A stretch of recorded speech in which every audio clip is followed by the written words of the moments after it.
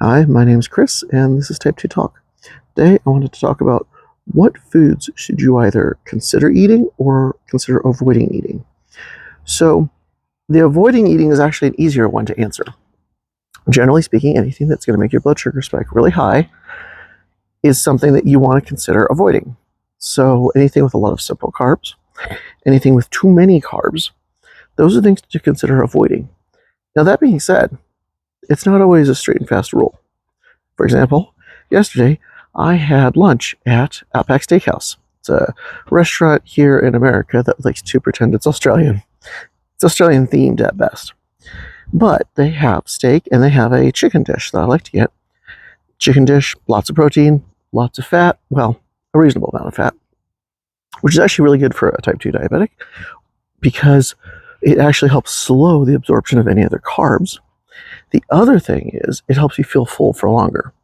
So I was like, that's going to be good. And I got some broccoli. I felt, okay, I'm doing great here, I'm going to get some nice complex carbs, healthy ones too. And then I was trying to figure out what my other side was going to be. And that's where I ended up getting fries. I do like fries. I love fries dipped in ranch. And when I looked up the carb count, it was 60 something. Let's call it 68 grams of carbs. And I thought, that's a bit high. But you know what? Let's mix it in so I don't eat it before I eat the rest of the food. I, in fact, want to eat most of it after I've eaten the rest of the food. And that actually worked really well. My numbers barely budged. I didn't go up more than 20 points, which sort of surprised me. Because if I had eaten the fries first and then the rest of the food later, my numbers definitely would have shot up. While the fries aren't quite as bad as white rice for me in the past, this time by eating the fries at the end, I actually kind of forced them to go through something of a queue. It isn't quite how that works, but by putting the fries mostly at the end, I did have some fries, a couple at the beginning, and went, okay, good, yep, these taste just like I remember. I really want these. Let's try this. But I'd have the broccoli first, and then I'd start eating the chicken, and then about a third of the way into the chicken, I'd have a couple fries, dip them in the honey mustard, dip them in the ranch. It was delicious. Not at the same time, by the way. That's just wrong. But I would then have some more chicken, and then I'd have another couple of fries, and I'd have some more chicken. And once I was done with the chicken, I'd eat the rest of the fries, and over half the fries were left at the end. And here's the crazy thing. Normally, I would have said, 60 grams, 60 anything grams of carbs. I don't want to eat that in one meal. That's 2 meals budget for me right there. And yet, in actuality, it didn't really even hit my body that much. There wasn't a significant spike. It was, in fact, barely a bump. And I still got my carbs. You still have to eat carbs. Carbs are the main fuel source for your body. Carbs aren't bad. It's the spike that carbs it causes in your body. That's bad. And if your blood glucose levels stay up too high for too long, that's also bad. But by planning it out a little bit, and it was an experiment for me, I found out that actually I can still have fries. I just need to be intelligent about what order I eat them in and what I eat them with. And I'll do some more experimentation. But eventually, I think I will be at a point where I can say safely, yeah, I can have fries. I can have a burger and fries. Maybe I only have half the bun.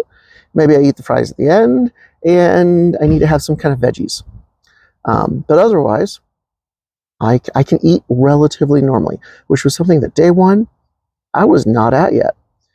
Foods to eat, honestly, anything that makes you feel good, that isn't going to hit your blood sugar levels really hard, or that you're not going to otherwise compensate for, as in my example here, then that's great. Now, if you're not going to eat, protein and fat along with your carbs, you're like, I just want to grab a banana out the door. Okay, then you should understand how many simple carbs, how many carbs, but also how many simple carbs. How much of that is simple carbs? Because if it's mostly simple carbs, it means it's going to burn really fast, which means you're going to get more of a spike. If you can, pair it with yogurt. Yogurt's got some protein, some fat. That'll help to blunt some of that if you have that first and then have your banana. Or maybe chop your banana up and mix it in.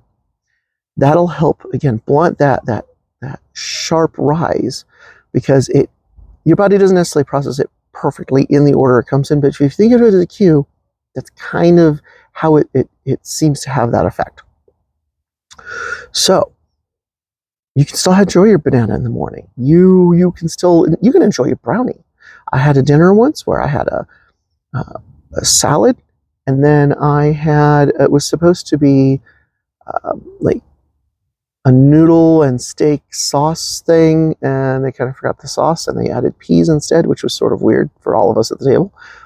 But then afterwards, I had a brownie with a little bit of ice cream on top. And I thought, oh, this might cause my numbers to shoot up a bit. And it did. I mean, by like 20 points. 20 points in the US. So you're talking 1.2 or something millimoles, if I'm doing my conversion in my head correctly. But I'm in the US, so I'm generally going to use mgdl. So 20 points. That was nothing. It was nothing. I honestly expected it to be like 3, maybe even 4 times as much. But because I had front-loaded good food at the beginning, but my body did process, I'm sure, some of it throughout, as I'm eating, once it started to get in my stomach, but it can only process it so fast because it's also processing all these other things that are already there. So if you think of it that way, and you watch your numbers, especially if you've got a CGM at the beginning of type 2, I think is a huge help for understanding how what you do, whether it's exercise or eating or stress, how those numbers fluctuate and how what you do really affects those numbers, then you'll really be armed with information on how those actions or foods are affecting you. And that puts you in control, which I think at the beginning of type 2 is something that we really, I don't want to say obsess about, but it's like we just don't have it, or we feel we don't have it. And this puts you back in that control. Once you know what foods are good for you or not good for you, if you don't want to keep getting a CGM, just use a glucometer and test yourself occasionally, especially if something's feeling a little off or if you're not feeling great.